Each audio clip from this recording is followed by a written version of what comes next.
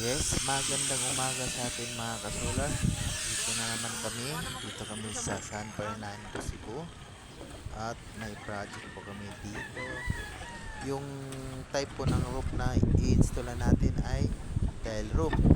At may mga technique po ito na pwede natin gawin na mapadali yung trabaho natin. Hindi na natin babaklasin hanggang dyan papunta dun sa baba. Mga solarista, tuturo po namin sa inyo kung paano maglagay ng asa na yon, elbow extension dito sa tile roof. Tile roof po ito, itong bato na roofing. May technique po dito para hindi kayo mahirapan. Nasa sa inyo kung gayahin nyo o hindi, pero ito yung ginagawa namin na mas mapadali yung trabaho natin. Okay.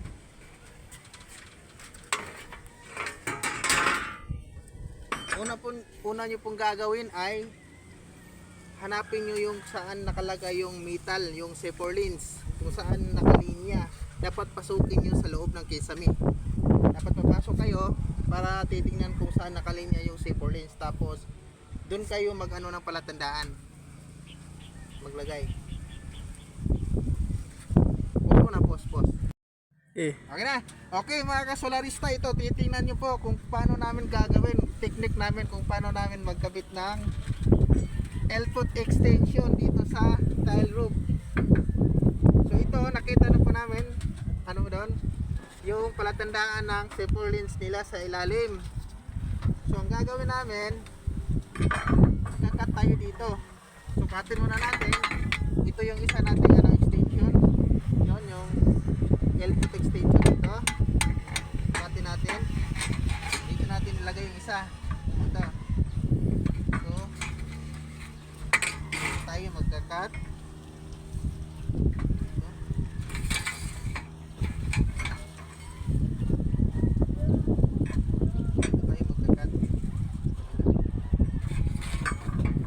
Dalawa na to, cut natin itong dalawa na to. Okay, itong isa na lang. Itong isa na lang.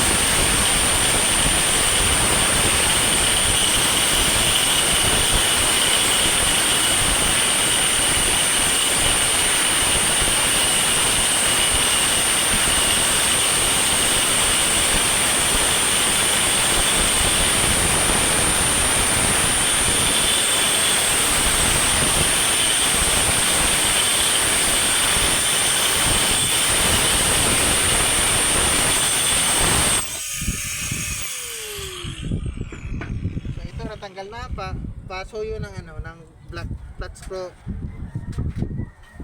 po. So yung kasama ko si Justin Bieber ha. So, tanggalin na natin ito. Ayan. Uy, putik. Ano ba yun? So nakita natin. So ito, lapit mo. Ito po ay tatama po siya dito. Itong airport extension natin tatama dito. Ayan, tatama siya. So kung hindi need natin itong cut natin to pag ganyan para papasok to, para hindi siya tatama, para masarado natin ulit. So cut natin.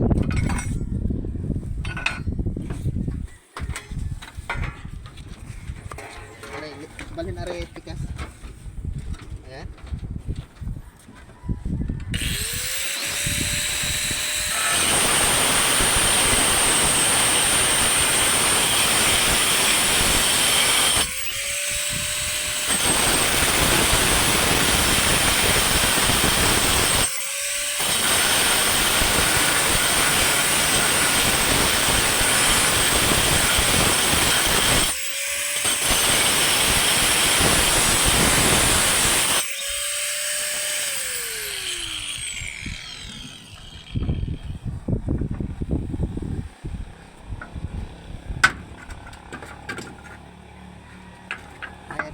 So, naputol na po natin. Tingnan natin yung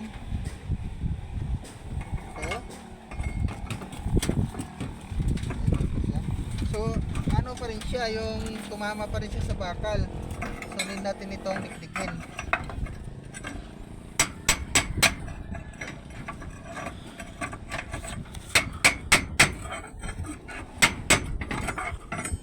Ayan.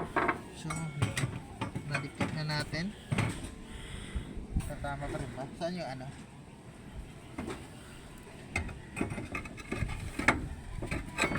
So, okay na. Hindi na tumama. Okay. So, ang gagawin natin is lock. Mag-lock na tayo.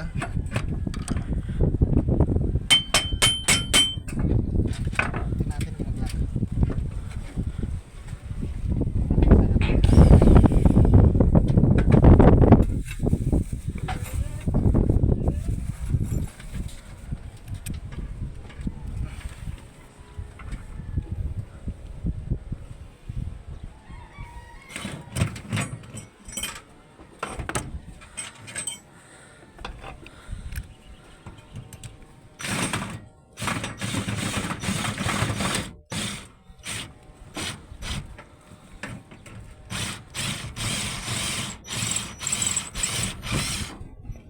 Tumama na siya.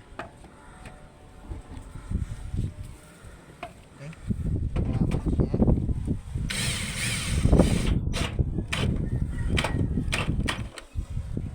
Okay, matibay na po siya, oh. So, tapos na, ibalik natin.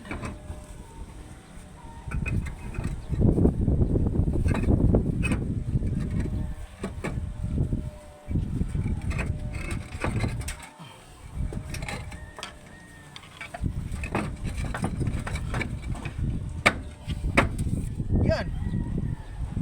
Ganito lang kasimple ang solar. Tapos ito, yung gagawin namin dito is ano po, epoxy. Yung epoxy na pambato.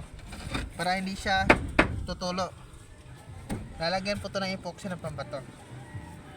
So, yun na po.